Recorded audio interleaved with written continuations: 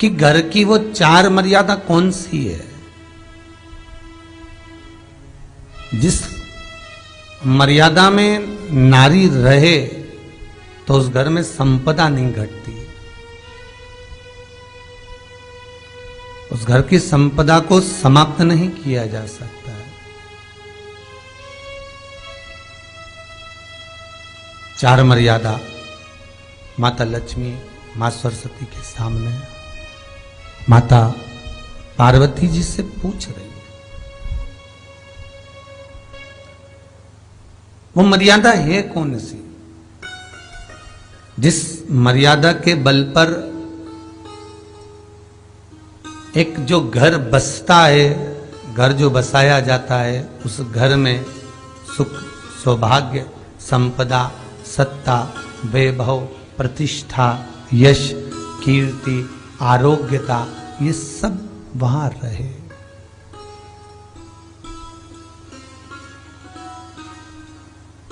पहला, मां पार्वती ने माता लक्ष्मी को कहा, अतिथि देवो भव।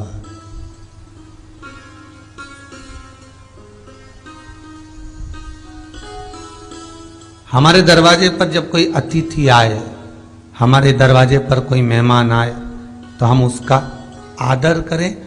परिवार के लोग जो आदर कर रहे हैं वो अपनी जगह पर है, भाई आदर कर रहा है वो अपनी जगह पर है, जेठ आदर कर रहा है वो अपनी जगह पर है, देवर मान सम्मान दे रहा है वो अपनी जगह पर है। पर सबसे पहला सम्मान घर की स्त्री को अतिथि का करना चाहिए।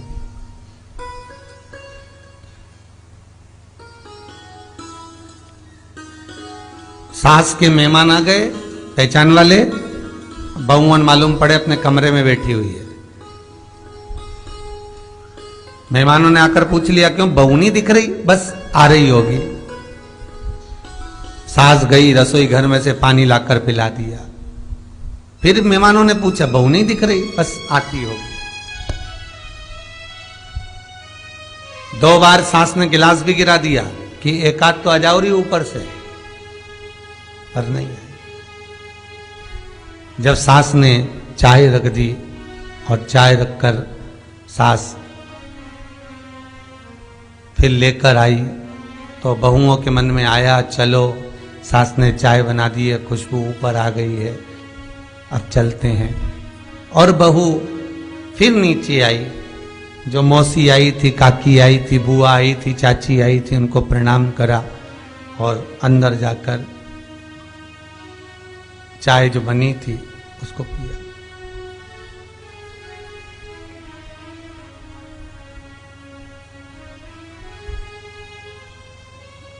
एक गरुड़ पुराण में लिखा है, 94 तरह के नरक में एक नरक है जो दरवाजे पर आए हुए अतिथि का सम्मान नहीं करता, उसको जल नहीं पिलाता, उसका मान सम्मान नहीं देता, उसका आतिथ्य नहीं देता, उसके लिए भी एक नरक रखा गया है।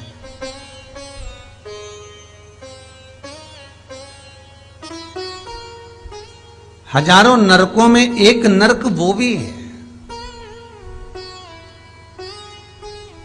जिसका हमने आतिथ्य ना करा हो।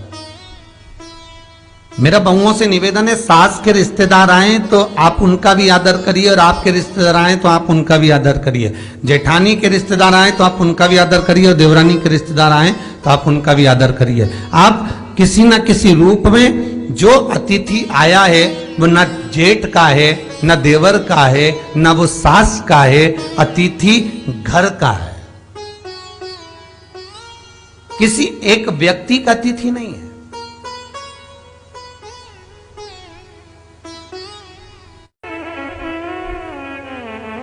बड़ी बहू सोचे कि मैं घर की बड़ी, बड़े परिवार की, मेरे पास में बहुत धन दौलत, मैं काहे को गिनूं किसी मेहमान को। छोटी बहू सोचे मैं काहे को गिनूं, मंजिली सोचे मैं काहे को गिनूं, संजिली सोचे मैं काहे को गिनूं।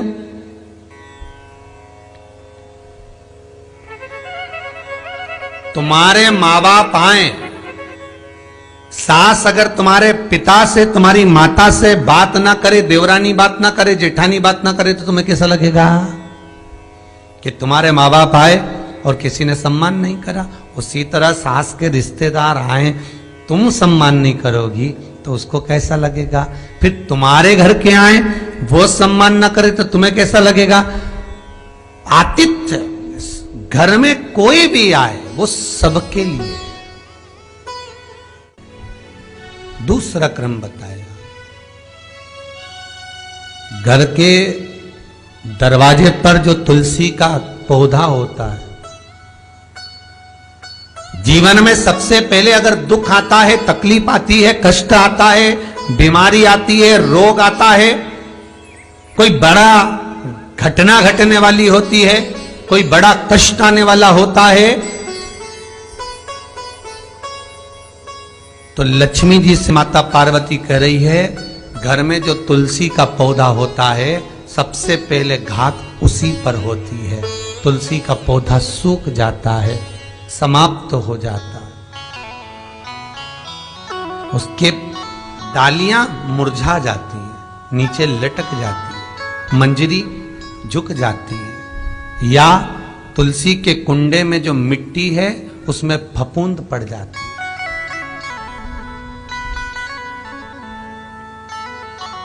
कितना सुंदर बात कही है महाराज। तुलसी के क्यारे में, पद्म पुराण, तुलसी के क्यारे में जो हम जल डालते हैं, वो जल हमने जब डाला और वो जल अगर नीचे गिर रहा है, उसका भी दोष वर्णन है महाराज, उसका भी दोष हमारे शास्त्रों में वर्णित किया गया। तुलसी के क्यारे में अगर जल डाल रहे हैं और वो जल जमीन पर बह रहा है, गिर रहा है, उसका भी दोष है। तुलसी के क्यारे में उतना ही जल दिया जाए जितनी मट्टी सोख ले, 2-4 8 बूंद पानी गिरे चल जाएगा। तुलसी के क्यारे में छिद्र रहता है, बूंद बूंद पानी टपक जाए वो चल जाएगा। पर तुमने तुलसी के क्यारे में जो जल भरा, लोटा भर भर के डाल दिया, और ऊपर से जो जल कुंडा भरा कर उलीच में से, अर्थात भराने के बाद जो नीचे गिर रहा है, वो दोषपूर्ण है महाराज, उसकी दोषता है।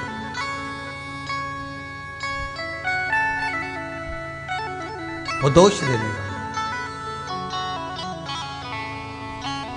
तो लक्ष्मी से माता पार्वती जी कह रही हैं कि दूसरा क्रम है घर में वैभव, लक्ष्मी, संपदा, प्रतिष्ठा, यश, आरोग्य को पाने के लिए तुलसी के क्यारे की आराधना, तुलसी के कुंड को नमन करना कर सकते। तीसरा क्रम कहा, घर में चाहे नल लगा हो, चाहे आरओ का प्लांट लगाओ, पानी का घर में छोटा छोटा आरओ प्लांट लगा देता है, फिर भी घर के अंदर रसोई घर में एक छोटा सा मटका, मटका नहीं तो हंडा, हंडा नहीं तो बाल्टी, बाल्टी नहीं तो कलसा, पानी का भरा हुआ जो नारी रखती है, दूसरे दिन उस पानी को बाहर ढोल कर फिर वापस धोकर भर लेती है। मटका रोज धुलता है, हंडा रोज धुलता है, प्रतिदिन का। जितना जल उस पात्र में रहता है, भरता है, ऐसे ही घर में संपदा बढ़ती। 3 क्रम बता। चौथा, नारी के मस्तक पर जो चीर होता है, ये पूर्वज, इसी चीर से कथा प्रारंभ हुई थी और वहीं पर पहुंच गई। लक्ष्मी पार्वती के संवाद पर चल रही है महाराज। मस्तक पर जो चीर होता है, मस्तक पर जो वस्त्र होता है, वो वस्त्र पूर्वजों का, पितरों का, कुल देवी देवताओं का आशीर्वाद।